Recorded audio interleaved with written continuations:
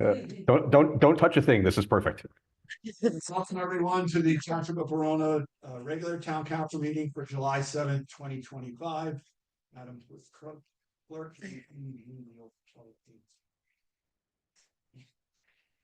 The notice requirement of the Open Public Meetings Act have been satisfied with respect to this meeting of the Township Council. The meeting time and date were included in the public meeting notice along with the public internet link and telephone call-in information. Said notice and meeting agenda was posted in the municipal building and sent to the official newspapers of the township, the Verona Cedar Grove Times, and the Star Ledger at least 48 hours preceding the start time of this meeting. The agenda and handouts can be viewed online at veronanj.org/council meetings. And a public comment period will be held in the order it's listed on the meeting agenda, and instructions on how to comment will be provided at the appropriate times. Thank you, Madam Clerk. Councilwoman Holland. Here. Councilwoman McGrath. Here. Councilman Roman. Here.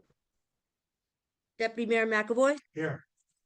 Deputy Mayor also present tonight is Township Attorney Brian Aloy, Township Manager Kevin O'Sullivan, Deputy Township Manager Michael Kraus, and myself, Municipal Clerk Jennifer Kiernan.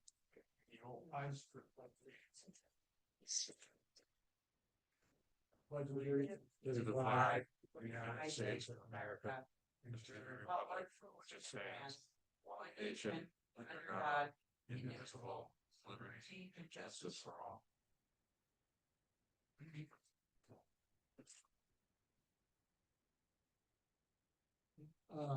This will start. I'll go into my report. I think we're waiting for one other person to be here. I want to start off by recognizing two longtime Verona residents that passed away this week, and actually thank their families for their service to Verona and all they've done. Judy Luzzy and Paul Grimes. Judy worked for the Board of Education for over 30 years, and she was very active in other things throughout town. Throughout the year she lived here. Paul Grimes was a U.S. Army veteran, a sergeant. Served in Vietnam, and his time in Verona was very, very active with the Verona Lions Club. He did a lot with the equipment welding program. So we thank both families, and our condolences go out to them.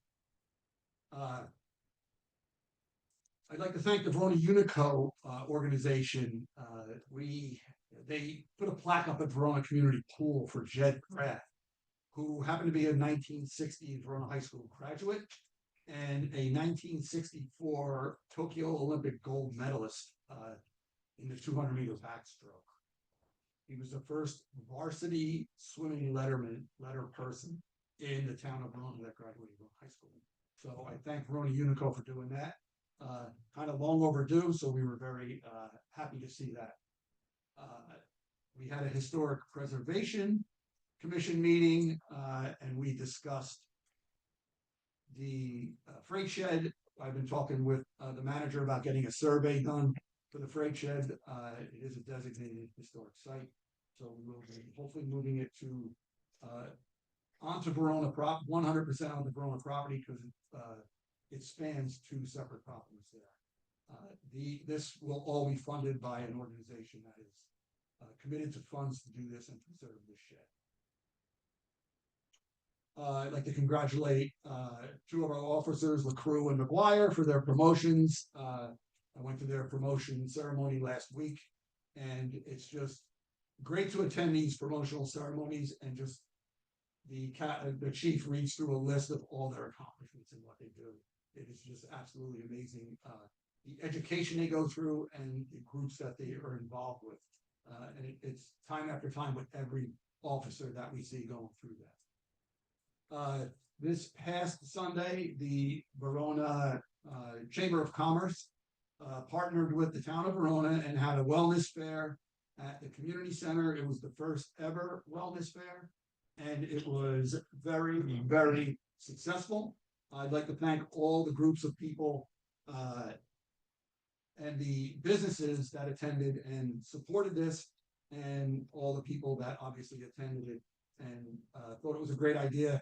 We have worked out some quirks, the Chamber of Commerce did, and next year we're looking to make it a lot bigger and probably use a different venue, but staying in the community center.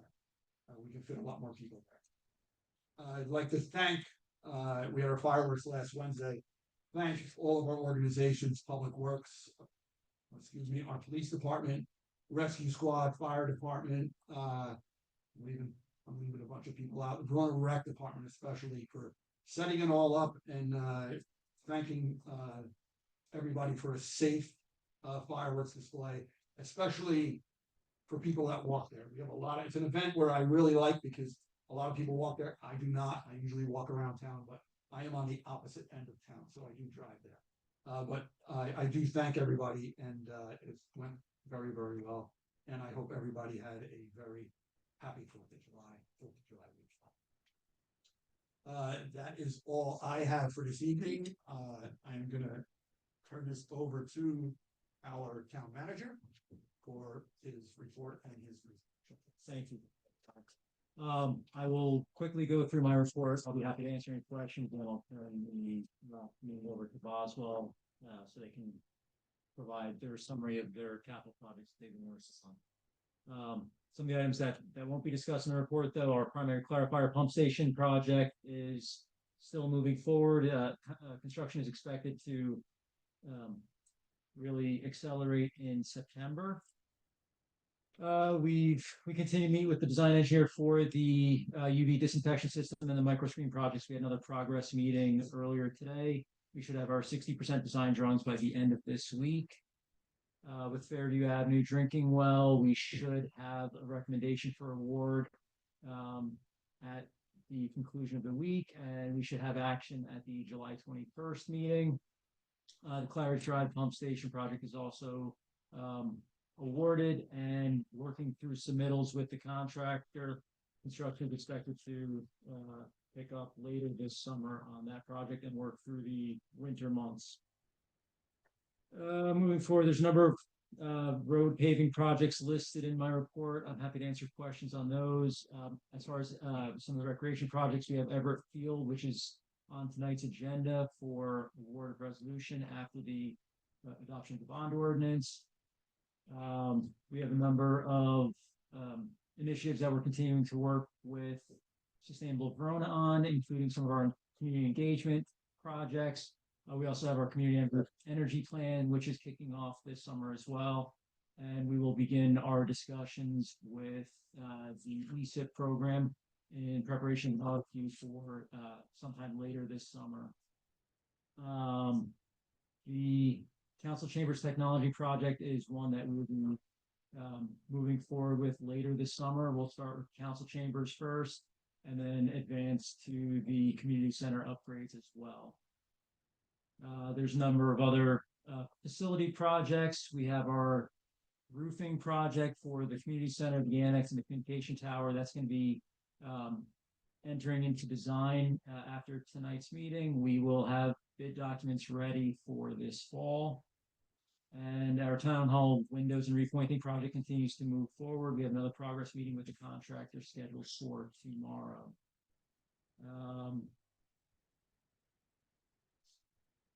I will conclude my report with that. There's a number of other items in there. I'm happy to answer any questions for the council if they have any. I have a question on something that's actually on our agenda, the facilities audit. Why is the pool not included in the facilities audits proposed? I'm thinking specifically about the buildings associated with the pool and bathrooms. The pool can be audited as well. We can add that to the overall report. The proposal initiated by Solutions didn't specifically list that, but that's a small enough building that it would be a supplemental add-on to their existing to this proposed contract, so we can add that. Yeah, I'm thinking like we want to have all the building structures that the township owns kind of evaluated, and it is an important structure, so that would be great. Okay, sure. Good. I'll follow up with Solutions. I don't know if it's including the waste facility, which is a separate utility. Then I would assume we can include the pool. Correct. Yeah. Councilman Roman? Yes. Just wanted to ask, so this is a state project, but it's within our jurisdiction, so I may ask about it. I've seen some concerns about the quality of the pavement work that was done on Route 23. I can see there's already some sections on it that look like they're marked to be cut back out and reworked and so on. I'm just curious if we have any input on what's going on with this, or, be perfectly honest, it's not one of the better paving jobs I've seen. I don't know if we have any leverage to have anything done about it. We Thoughts? did reach out to the state already on that paving project. We were told that they have not concluded the project. That's not the final finishing course. So they are expecting to come back, and we have communicated what our concerns are with them. Okay, it's great to hear that we're already on it. Thank you much. Councilwoman McGrath? Yes, sorry, so that actually raised, what is the status of the Bluefield Avenue paving? And then I hear that Grove is starting as well, and some residents already asked questions about, getting that crosswalk at Hemlock. So can you talk about what's going on with the county paving? Sure, the Bloomfield Avenue County paving project. I believe Mr. Cultre reported at the last meeting that they were expecting to come back middle towards late July to come back to start the actual paving in Verona and continue moving eastward. They have not shifted from that schedule from what they've initially communicated to us. As far as Grove, they did start with the concrete handicap ramps earlier today. We are following up with the county engineer's office to find out what that specific schedule will look like for milling and paving and potential road closures for Grove Avenue. And we are hopeful we're gonna get that crosswalk. We've communicated that to them in the past at the pre-construction meeting and again to them today. So we've communicated the request for that additional crosswalk at Hemlock, yes. I can actually add to that because I went to the county building for the pre-construction meeting and they discussed that specifically. It was the only crosswalk being added to the whole group, and then they were gonna redo whatever other crosswalks they had. But it is 100% in the plan to add a crosswalk. Is that a question? We'll defer. Sure, we can go to Mike first, and then we'll go to Bob. We're not gonna skip you, Nick. That's sorry. It's like a 15-page report.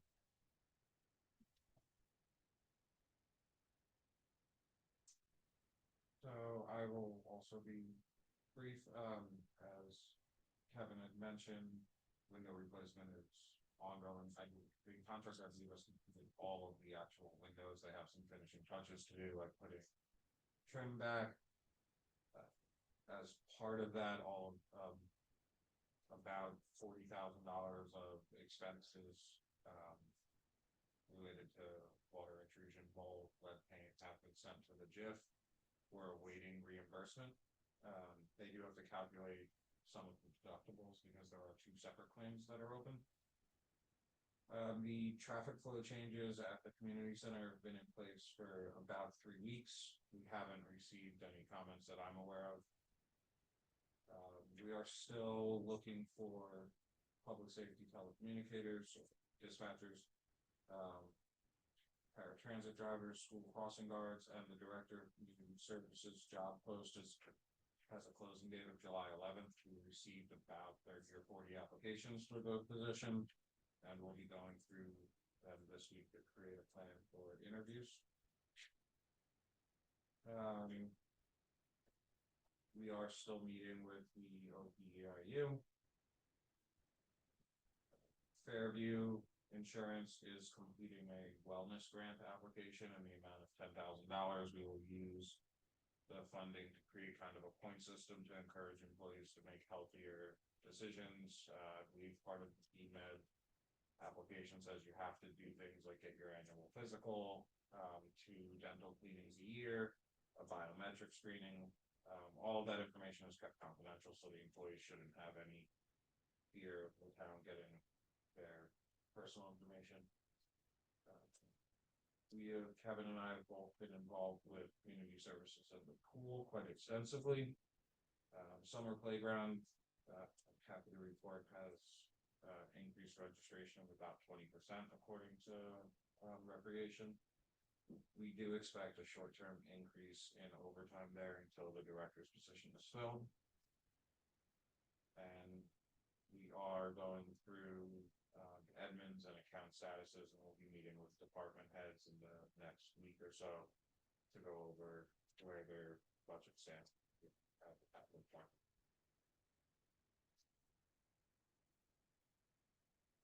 Any questions?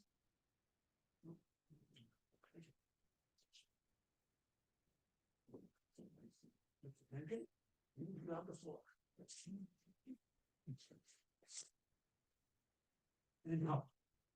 Good evening, Deputy Mayor and council members. We're here to report on three capital projects we've been working on.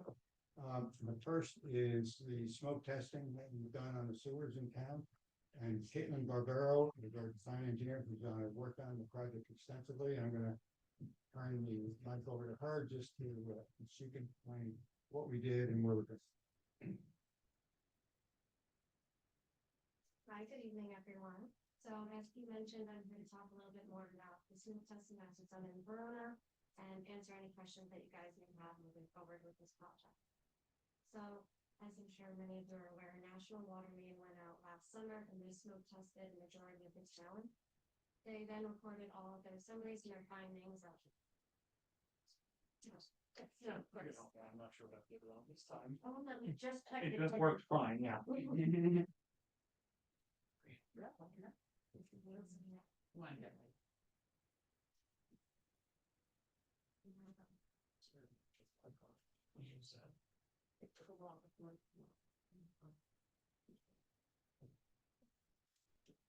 There we go. You got it. Thank you.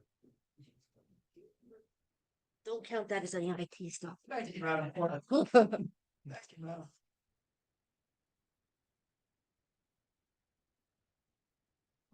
So as I was saying, National Water Main went out and they reported a summary of where smoke was detected throughout the township. They then handed over their report to us so we could look further into it and find any areas where there might be cross connections between the township's storm system and sanitary system or illicit interconnections from residents of other areas around. So we took the approach of looking at it in two groups. We first analyzed possible residential interconnections or cross connections, as well as cross connections that might be coming from the town side. So first going a little bit into the residential end. On this end, if you look here over at this map, I do have little color coordinated areas of where we can find different issues that were found. So the main concern with the residential side was actually regarding cleanout caps, either broken or damaged or missing cleanout caps. That did take up a large majority of the residential side and is a possible leading contribution to inflow into the sanitary system. Those are the areas that are highlighted in blue. There are some 39 locations. The other areas that are related to the residential on this map are also highlighted in red. That was illicit interconnections or possible deficient sanitary sewer laterals. So these were areas where property drains may have been connected into the sanitary system, gutters, things of that sort. These are all preliminary investigation findings. As we continue on through the program and further into design, we'll be able to pinpoint more exact issues that could be causing these. Now, the residential portion we are grouping into what we call phase one. So Boswell has prepared residence letters to all the residencies that were located to have possible illicit connections. And in these letters, we're really highlighting what we found, photos of the smoke detected locations, and encouraging the residents to look further into their problems and kind of address these issues in order to limit the inflow and infiltration into the town's sanitary system. Moving on to the phase two that we're proposing, we're taking a little bit of a step back from the smoke testing, and we're actually looking to address the sanitary line that runs through the back of the properties on Derwent Avenue. This was previously video recorded and looked into a little bit. I know there was an emergency repair that was done a few months ago. So our phase two is looking more specifically into finishing that videoing, addressing any roots that are going into the pipe, and getting that main trunk line up and running and in proper working order before we go back into the connections on the side of Verona. that now leads me back into on the side of Verona. This is where a majority of the rest of our phases are looking to go. Sorry, Yeah. can I interrupt? Yeah, of course. Okay, so phase one is addressing the red on your map. These are the illicit connections. Yes, on here, on this map here, it is the blue as well as the red. The blue is- specifically is, the damaged cleanup caps. I did separate them out because they were a larger majority of the issues that we found. And then you said phase two was Derwan and that large trunk line. Yes, And then you said going back to the side of Verona. I didn't know which side you were referring to. oh, I'm sorry. Going back to the smoke testing that was found, that impacts the township of Verona. Okay, so not So- a side. Yeah, Okay, I'm sorry. that's helpful. Yeah, of course, that would be, these next few phases would be addressing, possible interconnections or illicit connections that were found during smoke testing. On inlets or laterals that are owned by the township. So a majority of what was found during smoke testing on Verona's end was actually what appears to be cross connections between inlets going into the sanitary system. This was, from the smoking inlets, of course. It's hard to say what the exact issue is. As we get into design, we'll have to go through and dye test as well as video record the lines just to see if there's any cracks in the line. Could that be why smoke is coming from the line, or is it directly connected into the sanitary? So as we go through design, we'll be able to figure out and pinpoint the exact issues. That way, as we move forward, we know more what we're exactly looking for, rather than in a sense, going in there making assumptions. We want to be exact and know what we're gonna be changing, what we're gonna be fixing. What colors were those? Sorry. So those are highlighted. Here we have broken down the phase map. If you want to go back to those are the areas that are highlighted here, I think. This map, yes, Okay. That's helpful. Thank you. of course. So you've identified already some of the cross connection between the storm sewers. There's sanitary systems, correct? Yes. Through the smoke testing, we're able to pinpoint what inlets were smoking. We don't, as of right now, know exactly what line they may be going into, what manhole they might be going into. So that would be a part of our further investigation, figuring out exactly where it's leading to and what we need to address the working. And just before we go too much further, for those of us that don't know, what is a cleanout cap? Like in layman's terms? Yes, so, sorry about that. And where is it located, in someone's home, or is it outside? Typically, your cleanout cap is located in the grass. There are some instances where it could be in the basement. That's not typically the case. Majority of the time, it is located in the grass. And the cleanout cap is ultimately what is separating the residents' end of the line versus the townships. So we typically say from the cleanout cap to the home, that is the responsibility of the resident. And from the sewer main in the street to the cleanout cap is more of the responsibility of the town.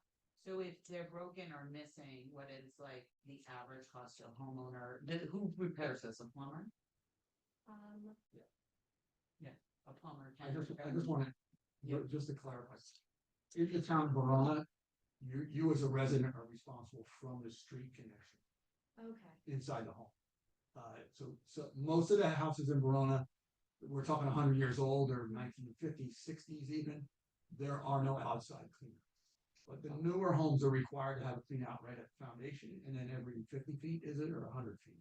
Something like that. So sometimes people hit them with a lawnmower. Yeah, and break a cap, and that's what she's referring to. I know a couple, I saw them coming out of the lawn, smoke building it. Okay. So my question is just in general, are these costly to repair? Not at all. If you're just replacing a cap, it's just a cap you can buy at Home Depot or on Amazon for 10, 20, Okay. 25 bucks. Yeah. But yet, we anticipate if we could get all the residents to fix them, that this will actually help. We hope that this will actually help. It's one of the Yeah. pieces. Well, I'm sorry, is it definitive that they're all clean out cap issues, or is that like an assumption that was drawn? So, when National Water Main went out there, they did take photos of the broken cleanout caps and the smoke coming out of them, so we can say that these areas that we are claiming are The cleanout majority caps. of them are. Yes. And what is our enforcement ability? Because it sounds like we're gonna send a letter. I'd love to see a draft of the letter that goes to residents. I mean, we have one neighborhood where it seems like the vast majority of them have this issue.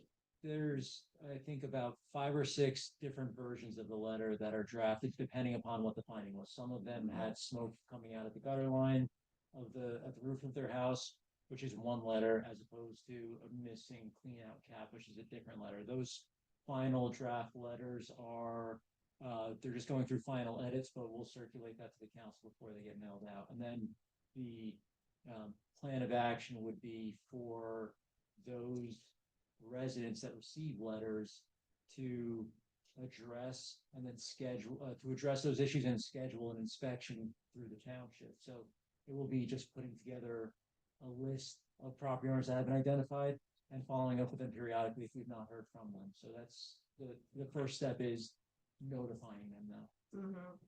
But then if they don't schedule the inspections and the like, what enforcement ability do we have? The township code has the township has the authority to require homeowners to maintain their sewer services in a certain manner. Okay. So we'd have to leverage just code enforcement. Correct. Okay. And I have to add on top of that, if, for a homeowner, you wanna have that cap on there because you're gonna get dirt, debris, sticks, and you're gonna clog your main line and you're gonna pay hundreds lot if more not money. thousands of dollars trying to get that line cleaned out, so that should be added in the letter that Right. it's gonna benefit you just as much as it will the township. Yeah, but there's a lot of people that favor ownership and Mhm. maybe won't do anything. Okay, great. Yeah, any Thank other you. questions before we move on to the township side? Okay, great. So the township side, as I was mentioning, a lot of it was found to be cross connections between the inlets, and we made this assumption based on the fact that the inlets were seen to be smoking when they smoke tested the sanitary line. Of course, as I mentioned, further investigation will be needed as we go through the design. If you are looking at this map here, like I said, the pink areas are where the Verona Township and their side comes into play. It is very scattered along this map, so we did try to approach this as different phases in order to localize the construction. That way we aren't closing roads all throughout the town. We are trying to keep everything friendly for the residents and make sure we're not closing multiple roads on one side of town versus the other. So, so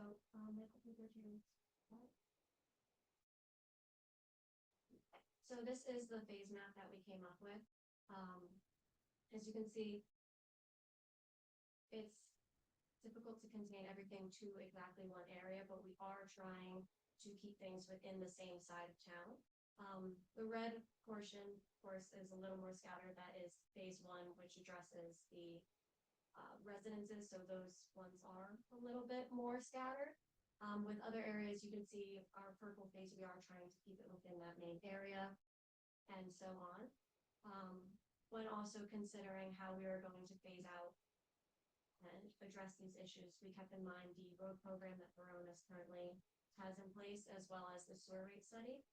When we are looking into this, as of right now, the road program and the areas where smoke testing was found, there are no roads within the road program that also will have to be addressed through smoke testing.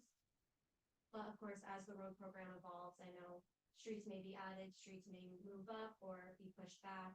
We can update our phasing to reflect any changes that might occur in the road program, and just consistently check between the two projects to make sure that we're not going to have to go back and open up a road that was recently paved or have to wait a certain amount of time before we go back and address these issues.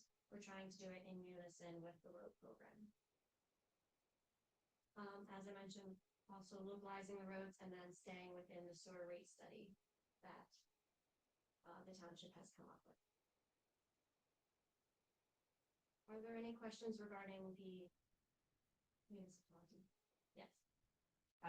Yes, so the most significant one on the map, when you look at it visually, is of course Lake Derwent. So we talk about, obviously, we did an emergency repair across like 4 properties, but what is the extent of this project?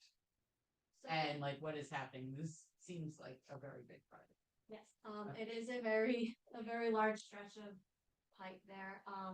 We did begin with video testing or video testing.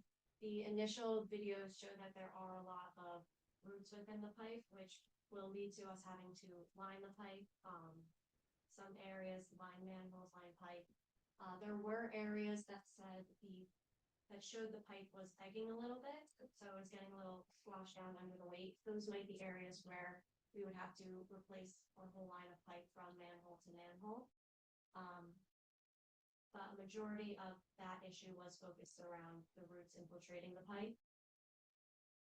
The video testing that was originally done, because of how heavy the roots were in some areas, they were not able to complete the whole recording of it. So we will have to go back out and try and clean up some of the manholes a little bit in order to finish that videoing and really address the entire line. Okay, so this project will be scoped out and prioritized to start soon. That's part of the capital budget for the sewer utility that was adopted at the last meeting. So the first phase of this will start in the coming weeks. And again, this runs through both forested area and more backyards and streets, right? Correct. Okay, so this is could be highly disruptive. So obviously we won't know until we fully have scoped it out. Yes, okay. The only other thing I'm gonna mention is, to your comment about not disrupting, thing, it's unfortunate. And when I read the original report, the one thing that popped out, that I went back and forth with the administration is Douglas Place. Because we had just repaved it and there is a sticking issue there. So that one's, unfortunate. I do see you've like prioritized, I thought it was gonna be a later phase, but I do see that one is phase 3. So we do wanna get in there relatively soon to fix it. That issue, I guess, is something to be. Okay. And what else? Okay. That's all I have regarding the smoke testing. So if there are any other questions, please feel free to ask. I have one question more for Manny. What kind of jurisdiction do we have for properties that are outside of their own township? There's some properties here in West Orange, like it's House Howell. We take on their wastewater, but. So they're in our sewer service district. Yes. And there are sewer customers, then our sewer ordinance would be applicable to those customers. Thank you. Thank you. Just to follow up on that, though, I think it would be great to make sure there's clear line of communications with West Orange's administration, so they just understand, especially if someone with a West Orange address is getting one of these letters, just so they understand what we're accomplishing. Okay, thank you. Thank you all. Just one follow-up to that, the sewer rate study, as you know, assumed a certain amount of dollars each year. And that's how the rate study, so that we're trying to live within that budget of each year, projecting ahead for the next 4 or 5 years. So next project we're going to talk about is Peckman Creek repairs, bank stabilization project. And you can see the plans are just about done.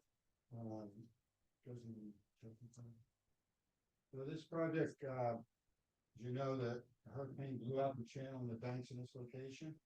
So we're approximately 400 linear feet of bank stabilization have been designed and is now permitted. We have the NJDP permit for this. It was quite extensive trying to get there. Them to agree with what we wanted to do here to protect Township. So there's existing shotcrete along the banks. That's in the blue. That's going to be taken away, taken out. And the slopes of the bank will be graded on a 2-to-1 and 3-to-1 slope. There'll be approximately 66 feet of slope revetment. That's in the red. That's like a mattress going to be on the slopes to pull the banks in. And then there's approximately 172 feet that's in the center of the channel which it consists of, really large boulders, and large rock. A lot of that channel bottom eroded, blew out in the storm, so we got, that was really the contention with you to try to get that hooked out. So it's boulder, called boulder armoring to prevent scour that previously occurred.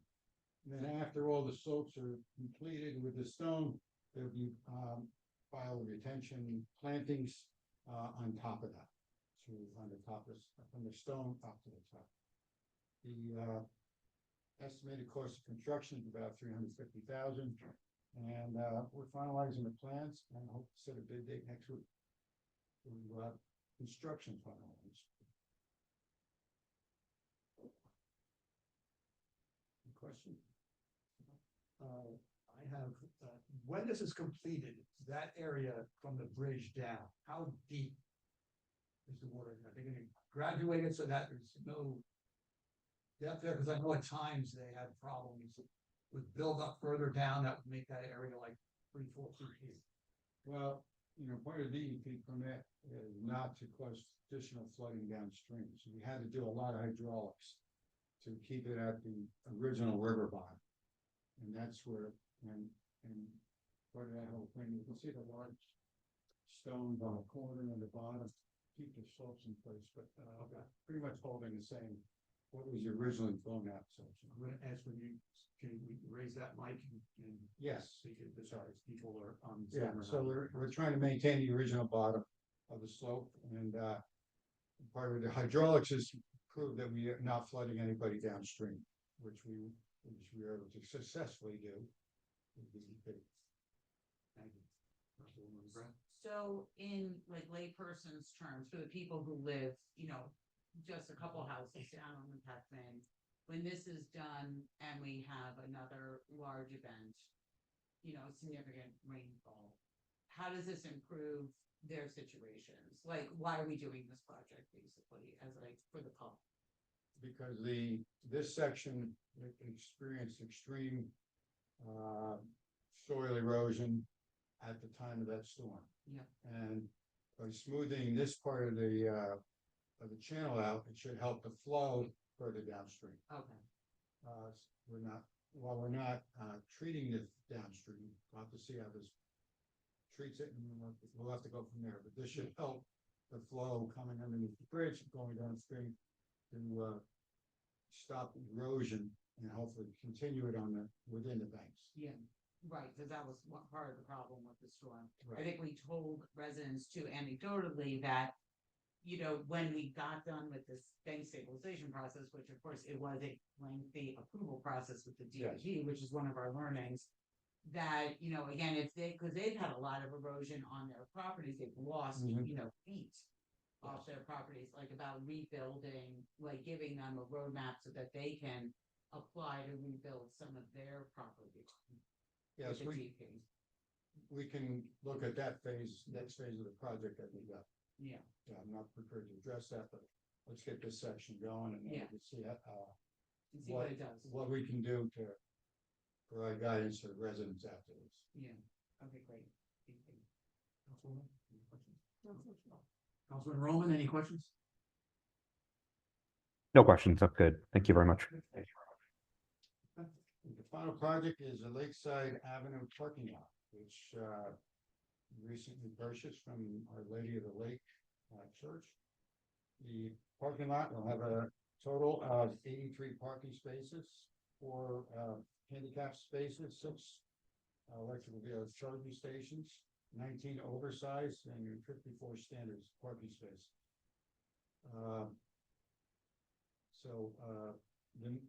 The back spaces for the ones that you're familiar with, the oversized spaces. The middle spaces will be kind of pull through, so there'll be 9 by 20-foot spaces, and the front space is up against closest to Lakeside Avenue will be 9 by 18.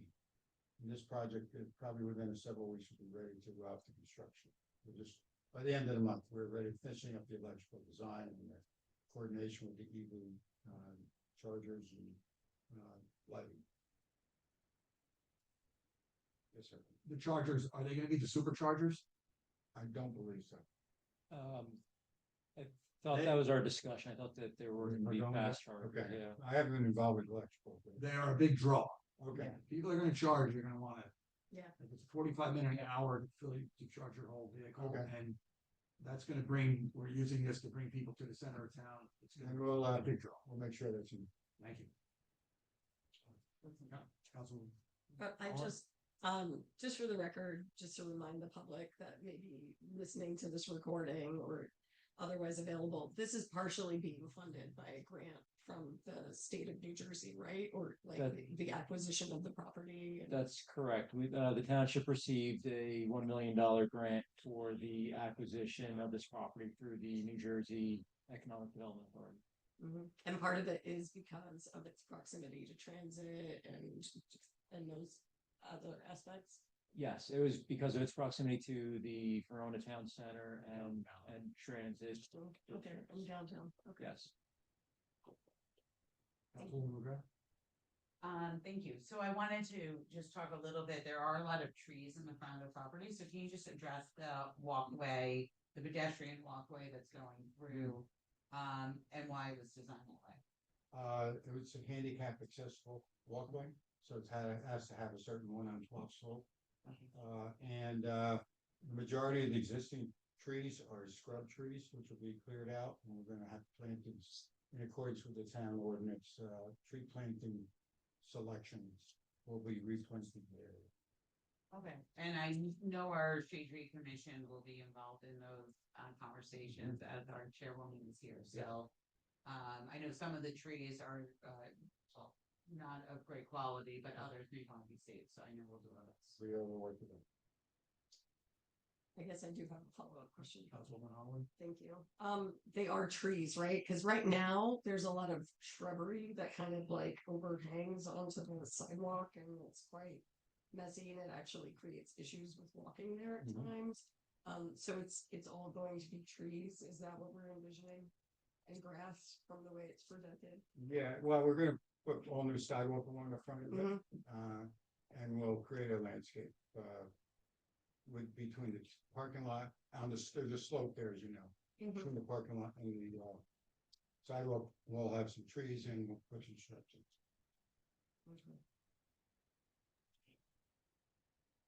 Town Attorney Olea. I'm sorry, I have a non-attorney question, but I think relevant at this stage. The sidewalk goes, I'll call it to the left away from Bloomfield Avenue. Significant number of people will probably going toward Bloomfield Avenue. So you might want to consider changing that sidewalk unless the traffic light is going to be closest to where you're now letting people off. So part of the discussion was that the county is moving forward with traffic signal at the intersection of Lakeside Avenue and Pease. So that would there would be a that. closer cross to get towards the park from this direction rather than towards Bloomfield Avenue. And just when you just consider your usage, the center of town or park, which one are you trying to accommodate? Could you do both? Yeah. We could. Like it would maybe make sense to have it go both directions. Yeah. I have to admit, it would be really annoying if I needed to go all the way that way to go downtown. You would It probably. would not cut be- through. I would think the majority. You would go down. Right. Yeah, Yeah, this is for handicapped people. Yes. Of course. Yeah. but it's safer to have the walkway. Well, we say handicap, but a lot of people with strollers will be parking there for the park, so they're gonna, yes. And a lot of them will be parking, there's a very popular business for children that Right is at that just point. down the road, so they're gonna wanna be going in that direction to make their appointments there, so it would be best probably to Accommodate. Yeah, accommodate. to have it go both ways. Both directions. You have And that's not that much more. I'll have to check the slope and the distance and make sure it's ADA compliant, but anything we did, design, make it work. Can you just very quickly repeat, how many total spaces will there be? 83. Okay. That's awesome. Can you please discuss stormwater management on this parcel? There's no existing stormwater management on site now, and the parking lot's completely paved. So we'll be directing whatever we have toward the basins in the street. There's gonna be some trench drains to catch the runoff at the in front of the landscaped area. Because it's basically slopes toward a lot of it slopes toward this, Lakeside Avenue. We'll have some trench drain and it'll go into the catch basin where it eventually ends up there anyway, but there's no existing, drainage on the site. Okay, thank you. I guess we can talk about that and see if we can add something, Yeah, pervious paver or something. there's, the landscaping area in the front it's certainly an improvement of the ability of, the site to capture Filter something. and provide some stormwater benefits. But what Mr. Trencher was also saying was across each driveway, there's additional trench drains. So the catch basins plus the trench drains plus the landscaping is in effect a form of stormwater mitigation that then captures it and redirects it into the existing system in the road. That's correct. I mean, you could add coarse pavement, but that requires some additional maintenance too.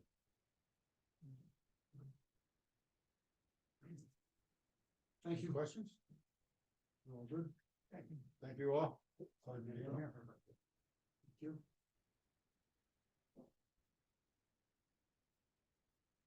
Yeah, okay, we're gonna move on to council reports. Councilman Roman. No report this evening, Mayor. Thank you. Deputy Mayor, thank you. Councilwoman McGrath. Thank you. I was on vacation between the two meetings, so I did not attend some of these great events that I heard about. I was sad to miss Wellness Fair, sad to miss the fireworks, the pool dedication. The Multicultural Inclusion and Accessibility Advisory Committee did meet. They don't have a date yet for an event that they're planning for Disability Pride Month. And so that will be pushed out when it's firm through the communication channels of the township. And possibly I'll have an update at the next meeting. Tomorrow is the Neighborhood Traffic and Safety Committee meeting that's held on Zoom. And on Monday, July 14th, the Shade Tree Committee will be meeting at 5 p.m. at on Zoom, but also at the Verona Community Center. That's my report. Thank you. Councilwoman Holland. Thank you. I was able to go to the pool dedication. It was particularly moving to have a family member kind of tell the story associated with our gold medalist. And I've already seen kids, taking a look at that plaque. So I think it's really a meaningful contribution to the pool. And I want to thank Verona Unico for doing it. I was able to attend the Verona fireworks display with my family. There was a huge turnout. It was a very lovely night. I want to also echo the deputy mayor's gratitude to all of the township employees that are engaged in that effort. I know that there's a lot that goes into it, a lot of coordination from the rec department, from the township administration, from the police, and so on. But it is so worthwhile. The community really, really loves it. And it's really nice to bring everyone together. To that end, I want to, remind everybody that during these summer months, to really continue to think about safety, not only safety around fireworks, which is very timely for the 4th of July, but think about heat safety and most significantly, think about flooding risk. I want to acknowledge and express my deepest sympathy for those who are suffering in Texas due to those catastrophic flash floods. But I also want to remind our community that we also suffer flooding and that the Peckman River really isn't a creek. It is in fact a river, and it has been known to rise very significantly and very quickly. So if you do not have emergency alerts activated on your phone, I want to encourage residents to do so. And I want to remind you that when there is a flash flood warning, it means that the flash flood is imminent. And that does happen here in Verona. So it's very significant, and they do happen. We've seen them in July and August and September when we get these very significant heavy rainstorms. And it's not always associated with a hurricane or other major storm system. In 2018, the catastrophic flooding that we had in August of 2018 was not otherwise associated with a hurricane. But I know many of us still remember the catastrophic flooding associated with Hurricane Ida. And of course, it's very timely because this evening we were talking about the bank stabilization because of the channel damage that was caused when the Peckman River goes from like this tiny little channel to a river. So with that, I just want to remind residents to stay alert and aware, to activate those notifications on your phone, and to have a safe and happy summer vacation. Thank you. Thank you, Councilor. And at this time, I'm gonna open the floor for public comment. Madam Clerk, can you please read the public comment statement? Anyone from the public wishing to speak on any matter, please raise your hand by pressing the raise hand button on your monitor if you are attending by Zoom. If you're dialing in by phone, press *9. If you are attending in person, please raise your hand and be acknowledged before approaching the lectern. Once you recognize, clearly state only your name and township of residence for the record. You're not required to provide your street address. However, if you do, please note that these meetings will be posted on the township's YouTube channels and addresses will not be redacted for any purpose. You'll have 4 minutes to address the council, and there'll be no cross dialogue during this public portion. After everyone wishing to speak has been heard, the council may address your comments and or questions. Thank you. Anyone in the audience sees this first election? Going on thing with their hand up, so I am gonna close public comment here. Done. We are gonna move along to hearing adoption and amendment of ordinances. We have one ordinance on second reading. Madam Clerk, can you please read the title?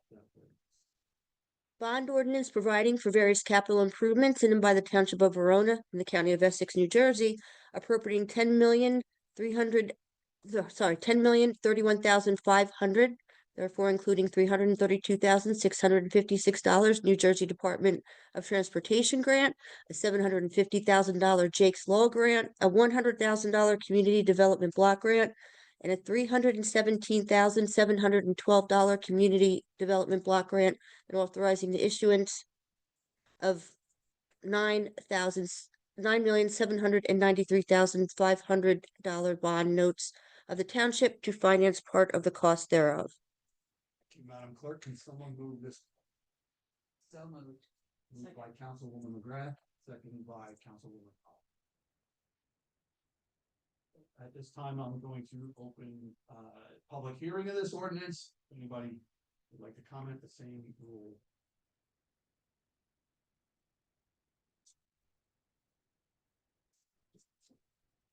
Seeing none, any council comments on this? Councilwoman McGrath? Thank you. Well, this is really a great moment and representative of a lot of hard work from our administration. So I just really want to thank our township manager, Kevin O'Sullivan, and all of our department heads who and our CFO who really worked hard to pull together one capital ordinance to reflect the priorities of the township. They did great work trimming their request to what was most necessary. But in here are some really good projects. And of course, the biggest one and the one that we're most excited about is Everett Field. I want to thank the VBSL organization for their advocacy, for their commitment to this project, for their commitment to fundraising for a piece of it and helping to build and construct a piece of it, to all of the wonderful grants that we're able to receive for this project. This is really much needed and started a long time ago with children coming in here advocating for a safer place to play baseball and softball.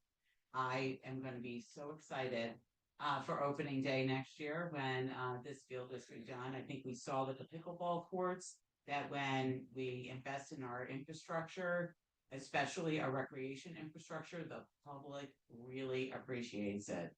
So I'm very excited to support this bond ordinance tonight. and get some really important projects completed, get some of important projects planned out.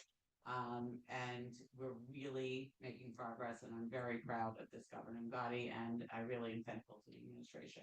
Thank you. Councilwoman, Wells?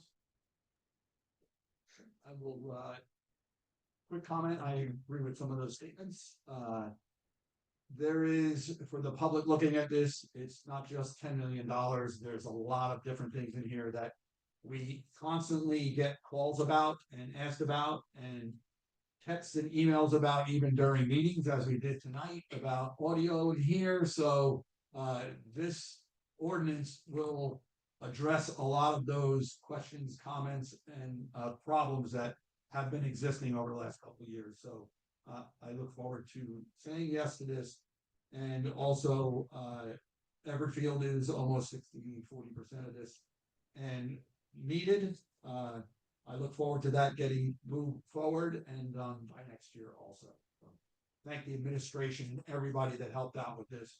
And again, echoing, including the VBSL, who put a lot of time and effort into that portion of this work. So at this time, I'm sorry, Councilman Rome. Just wanted to also just add in my thanks to the administration and all of our township departments. You look at this ordinance and it's doing everything from repaving roads to working on bridges to rebuilding fields to buying municipal vehicles and equipment.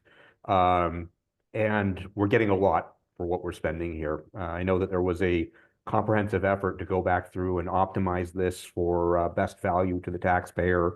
I always appreciate it when that gets done. And the other thing is, I have a lot of great confidence in our project management ability to execute on all these projects and deliver top quality work to the residents. So this is the product of the work we do every single day in terms of quality financial management for our ability to support a capital program like this. And I'm very, very proud of the work that all of our employees, our administration does working together to be able to invest on behalf of the residents of Verona like this. So thank you, everybody. Thank you, Councilman. Okay, at this time, Madam Clerk, can you please call it? Councilwoman Holland, Yes. Councilwoman McGrath, Yes. Councilman Roman, Yes. Deputy Mayor McAvoy. Yes. Mayor, ordinance 2025-10A passes 4-0, will be published according to law and will be published according to law. No more public hearings on this. Thank you. We have no ordinances tonight on introduction.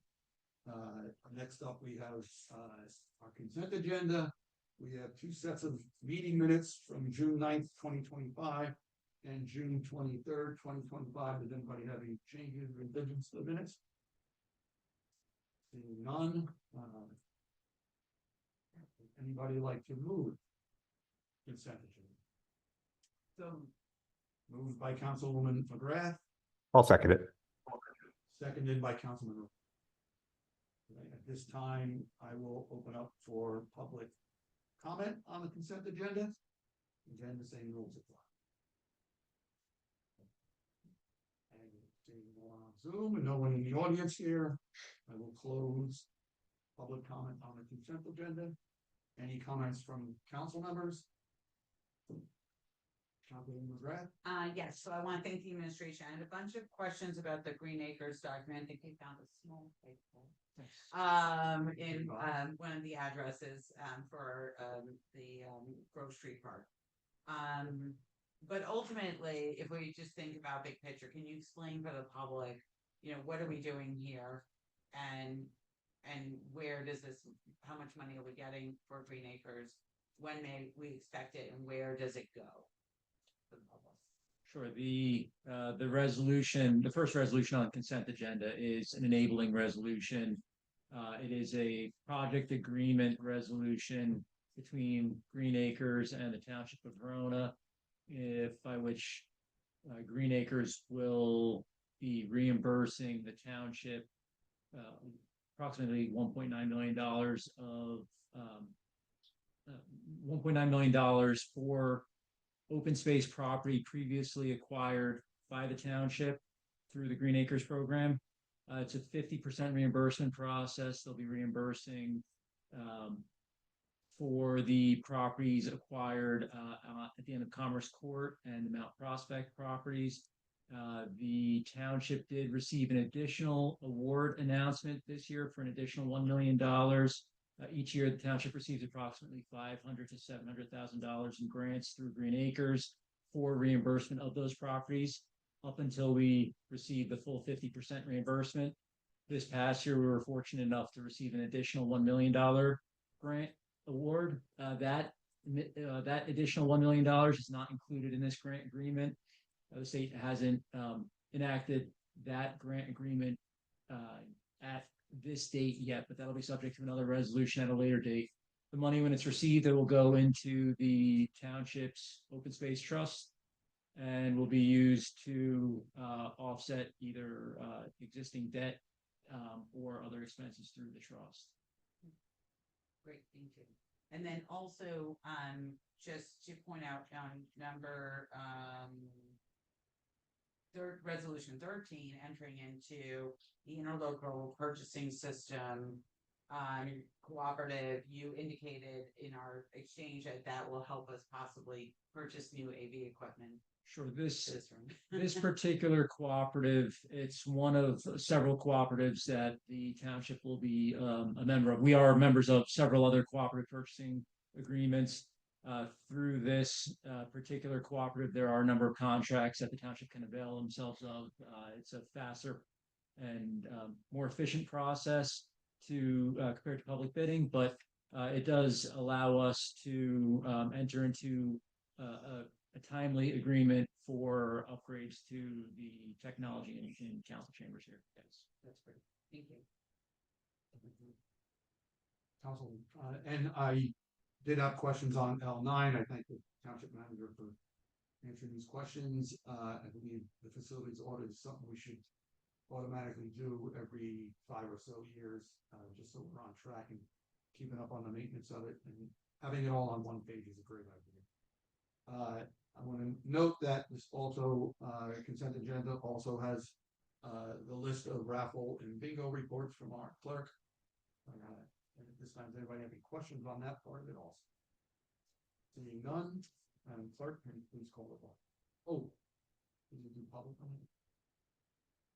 Yes, Madam Clerk, can you please call? Yes.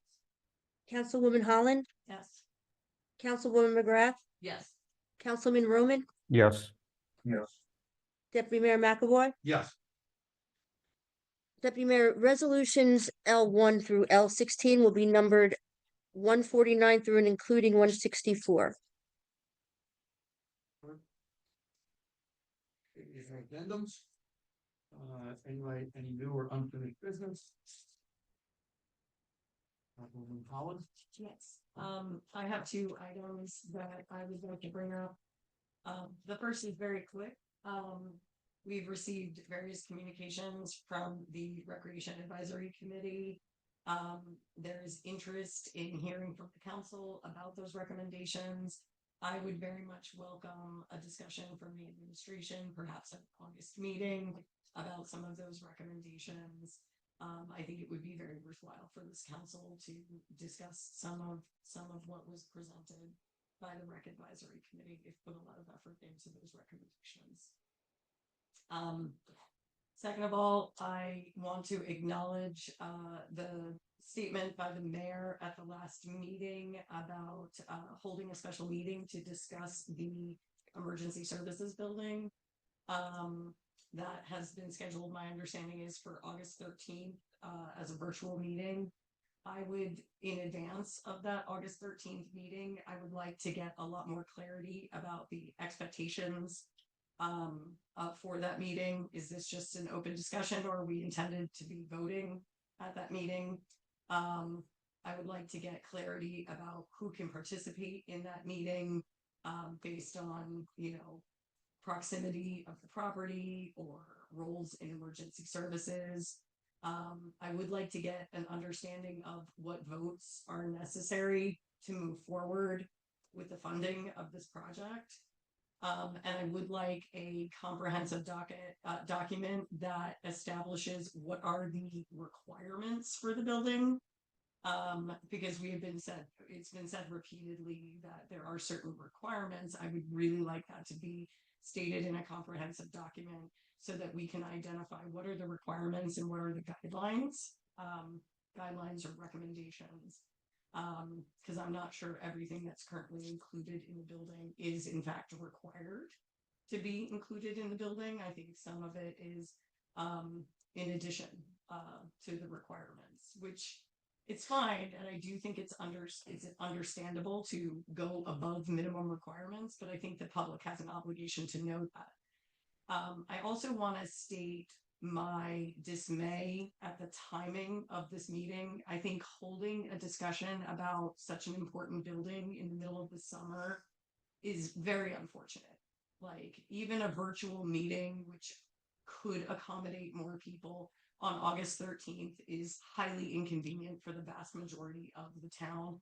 The bulk of the residents in this town, families in particular, are taking vacations in the middle of August. We got very low participation from the community that was otherwise previously about this building at our last meeting. And it's not clear to me whether or not they got notice of this upcoming meeting as well. I want to really urge them to be directly notified of this discussion and encouraged to participate.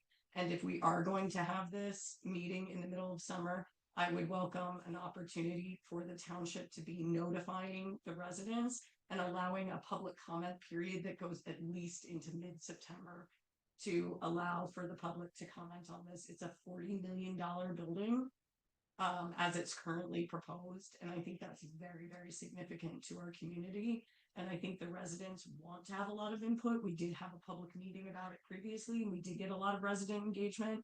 And yet the last meeting, and I worry that this August 13th meeting will be poorly attended by the public. And that's really not to anybody's best interest. This is being funded by public money, and the public should be engaged in this process. Thank you. I would say reach out to the mayor, since the mayor picked the date of the meeting, and have a conversation with him. And obviously, we discussed with the manager as to how this is noticed. Obviously, we did talk about noticing it to residents. Since it is going to be an open meeting, my belief is that there will be a session where residents from the public can ask as many questions as they like, but it will be treated like a regular meeting. Any other new business? So sorry, are you dismissing some of my requests for like additional notice, or were you just providing that additional commentary? Because I'm providing that additional commentary. I'm not dismissing anything. If the public will be informed, it'll be a public meeting. I'm actually asking for enhanced notice, though. An additional opportunity for public comment, because I think people won't be available during the summer. Then that's a decision that I would think the entire council would have to make. Well, great. I think Do we need a vote? I think Discuss it at the next meeting. I think the August 13th meeting. No, I'm not available at the next meeting, so I would like to make a motion now. If we need a motion. Can I just say the August 13th meeting is, I believe it's intended to be a work session. It's not for the purpose of formal action. It's to bring together the building subcommittees of both police, fire with the council to answer questions of the governing body on some of the specifics, in addition to providing the additional background that you've requested. I made notes on each of the items. It was my intention to work with Solutions Architecture to summarize a lot of the comments from the previous meeting. In addition to the items that you brought to me tonight, I'll provide a summary to the council to set expectations on what should be discussed during the meeting, what the result of the meeting should be, and then also there's not any action that should be expected from the meeting. This is effectively a work session. I think that's a helpful guideline to establish that it's a work session. Does it also include public comment? Is there going to It would be? be a Yes, public it meeting, has so to. yes, it would have. Or Correct. can we also have the opportunity for public to comment into September on this? I think there will be there would need to be that requirement anyway, as the next step would require bonding for the design, for the preliminary expenses for the final design of the building. So it would require an introduction and public hearing. So there is still a bit of runway before any final vote would even be presented for the That's fine. We are saying two different things, but understanding what you're saying is that there isn't gonna be action on August 13th. And nonetheless, I think that the discussion in the middle of the summer is a disadvantage to the majority of the residents. Madam Clerk, did you want to say? No, I think I'm clear. Thank you. I mean, the reason why this came about was because the head of the PBA, who was in charge, who was the head of the PBA at the time, asked us what is achievable and wanted to have a conversation, or at least that was my impression, wanted to have a conversation with the council, whether it was one-on-one or as a group. And the mayor brought that up as a decision to see if we wanted to have an open meeting with the entire council and their building subcommittees. Okay, it's not Councilwoman? required to be done in August. Thank you, Deputy Mayor. That's actually not my recollection of events. We were in the meeting and we were giving feedback and the mayor sort of said that we should have a special meeting. I didn't realize there was another conversation with the head of the DBA, and I will state on the record, I am happy to talk to anyone from the building subcommittee one-on-one. And I'm also happy to participate in this public meeting. I think that the building is very complex and I think we have a lot of questions, and what the councilwoman, I don't disagree with anything that the councilwoman said, and I appreciate her raising these issues now so that we can understand. I am too confused on the voting process and like the decision-making process on this. So if the administration could scope out kind of like, you know, what the process is and what votes are required when, especially since we're borrowing, ultimately we'll be borrowing from the county's organization. And we've never done that before. So I do have those questions. I also share the concerns because, we are 5 people with different conflicts of interest, like just, who can vote on what. I think getting all those ducks in a row are good. I share the councilwoman's concerns, about a mid-August meeting, but I am a little concerned about how we make sure the public understands the process and we can get appropriate feedback before we design a building that we spend even more money designing a building. So I don't disagree with the councilwoman when we talk about amping up this project with a communications plan, which we did last summer and needs to be reactivated. So that people understand, hey, they're having this virtual meeting, this is what's going to happen. But then later in the fall, they're going to make this vote. I mean, the public really needs to understand because this is an incredibly significant tax impact. And again, the schools would have to go to referendum. I know we're likely not going to do that because of the timing, but this is a very significant tax impact. So we just need to make sure the public really understands. And it's hard because we're working in a very constrained, like we just don't have the media coverage we had a decade ago. And this would be like a multi-article story from like 2 different newspapers that people would read. And it's very hard to get information out. So, but in terms of, some of the other things raised, I'm more than happy to cover it directly with the administration, but thank you. Any other comments? Seeing none, we did have an ordinance to go into an executive session. Will we be making any decisions during it? No. We will not. Okay. Final public comment, I'm sorry. One more chance at it. Same rules apply. Seeing none. Closing public comment for the night. And we will adjourn the meeting. Adjourn to go to closed session. Adjourn. Right.